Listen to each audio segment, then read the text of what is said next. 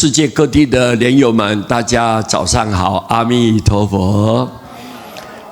明天师父就离开台湾了，直接就飞到马来西亚。到马来西亚之后呢，我有举办一个比较大场的法会活动，拜药师宝忏，还有大悲忏，还有佛事大超度。我希望整个马来西亚都能够平安吉祥，无灾无难，人民能够安居乐业。我是为这样子过去的。那么在还没有走之前，利用今天早上很简短的时间来跟各位介绍这一张墨宝。师父写的说，反面无情之人不可以教他呀，说长道短的人不可以敬他呀，年高有德之人不可以慢他呀，不可以轻慢他，不可以怠慢他，聋哑眼瞎之人不可以戏他呀，不可以戏弄他，鳏寡孤独之人不可以欺他呀。这是我们做人的根本道理呀，这是世间法。我们人要心存慈悲啊，一定要善良，要厚道啊，不能随便的欺负藐视他人。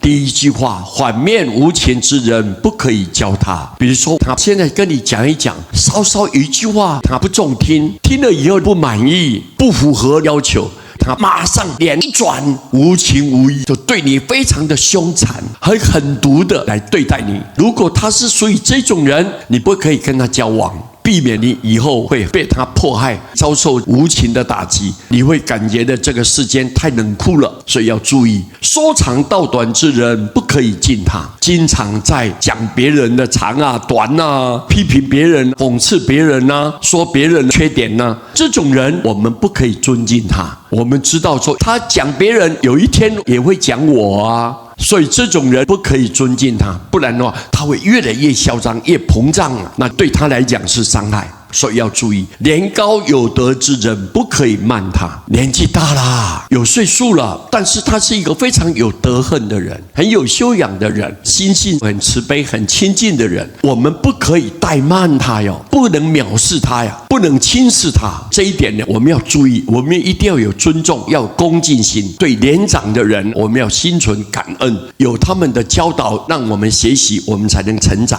聋哑眼瞎之人，耳聋呢，哑巴了，眼睛瞎掉的人，我们不可以戏弄他，不可以故意拿他开玩笑，然后耻笑他，甚至于糟蹋他，不可以这样做。我们一定要尊敬他。各位，那一天新闻报道有一个消息吧，有一个残障的人在卖彩券，他坐在轮椅上面，话又讲不清楚，两手两脚是萎缩的。结果有一个70岁的老年人嘛，穿的西装笔挺的，看起来人模人样。结果他在旁边一直观察他很久很久，最后他就趁大家都不注意的时候，啪一下子往前抢了他的彩券呢，将近台币8000多块钱，马上要逃走。幸好这个时候有一个太太看到了，赶紧把他抓住。他说，这么一个残障的人你还欺负他，他就硬是把他抓住，叫了2位年轻人说，你们来帮忙，这个人抢残障的人，他的彩券被他抢走了。大家同心齐力的就把他抓住，后来叫了警察，把他一搜身了，彩券都全部归还，这个人就被抓到警察局去了。所以各位，聋哑眼瞎的人，我们不可以戏弄他呀，我们慈悲同情都来不及啊，怎么可能糟蹋他呢？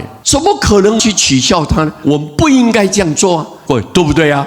所以各位，很重要的，鳏寡孤独之人不可以欺他呀。一个老年人啊，年纪老迈了，他已经没有伴，孤孤单单的这么一个老人，你不能欺负他，我们要想办法来帮助他，让他能够生活很自在，很有尊严。这一章就是说世间法，做人的基本要有爱心，各位，对不对？